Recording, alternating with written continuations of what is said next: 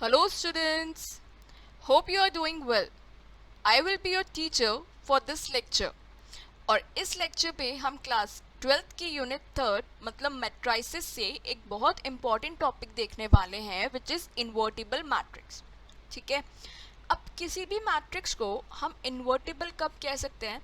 तो सबसे पहली कंडीशन होनी चाहिए कि वो एक स्क्वायर मैट्रिक्स होनी चाहिए. ठीक है. तो हम लिख सकते हैं only square matrices can be invertible. पर ये ज़रूरी नहीं होता कि सभी स्क्वायर मैट्राइसेस के इन्वर्स एग्जिस्ट करते हैं या फिर वो इन्वर्टिबल होते हैं. ठीक है. वो कब होते हैं ये हम डेफिनेशन से देखते हैं. Okay. So if A is a square matrix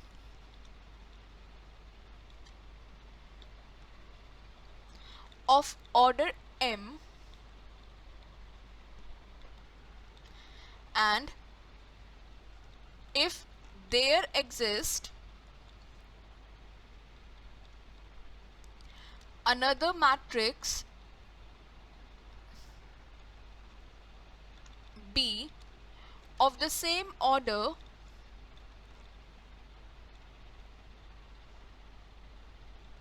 M such that A into B is equals to B into A is equals to I, then B is called the inverse of matrix A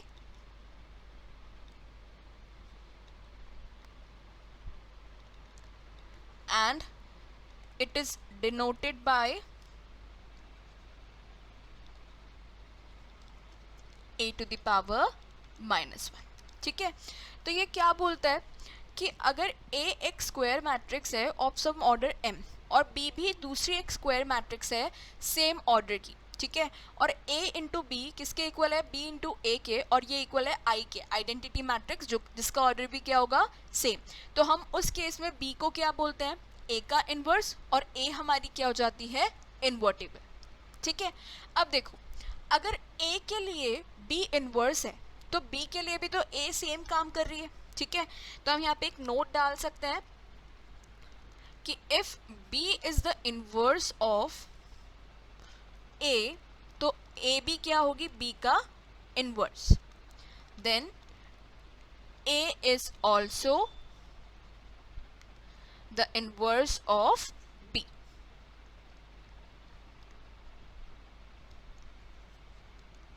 ठीक है. इसके लिए हम एक example देखते हैं.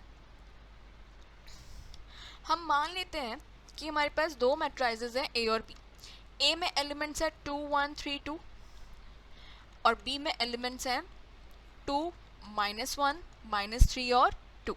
ठीक है. तो अगर हम यहाँ पे A इंटू बी करेंगे, दोनों मैट्राइसिस का मल्टीप्लिकेशन करते हैं हमारे मल्टीप्लिकेशन ऑफ मैट्राइसिस को यूज करके, तो हमें क्या मिलेगा?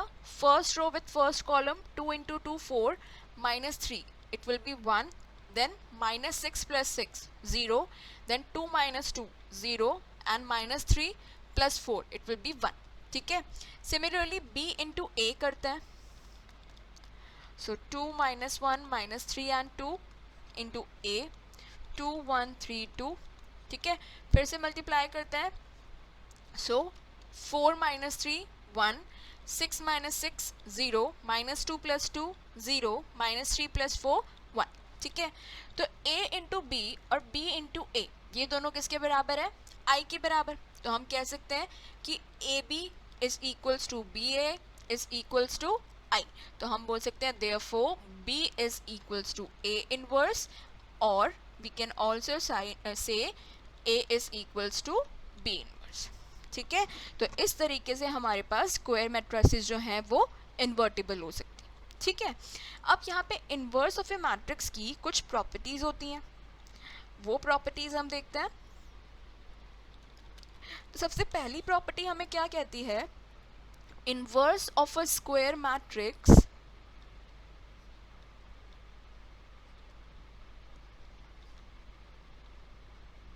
इफ इट एग्जिस्ट, क्योंकि ज़रूरी नहीं है कि हर बार हर स्क्वायर मैट्रिक्स का इनवर्स एग्जिस्ट करे, इज यूनिक, मतलब जिस भी स्क्वायर मैट्रिक्स का इन्वर्स एग्जिस्ट करेगा वो यूनिक होगा।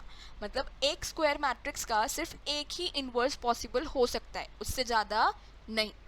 ओके, नेक्स्ट प्रॉपर्टी क्या कहती है? If A and B are invertible matrices of the same order,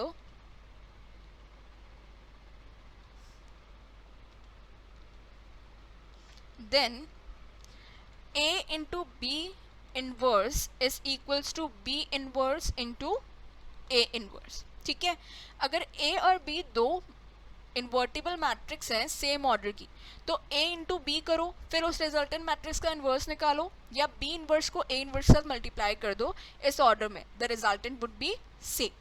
ठीक है, और लास्ट प्रॉपर्टी हमारी क्या कहती है? If A is an invertible matrix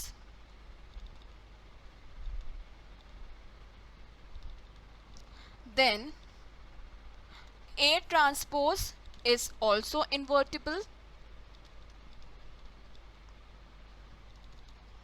and the inverse of A transpose is equals to transpose of A inverse। ठीक है, अगर कोई एक मैट्रिक्स इन्वर्टिबल होती है तो उसका ट्रांसपोज भी इन्वर्टिबल होता है, और रिलेशन क्या होता है कि तुम ए ट्रांसपोज निकाल के फिर उसका इन्वर्स निकालो, या फिर ए इन्वर्स का ट्रांसपोज कर दो, रिजल्टेंट कैसा होगा?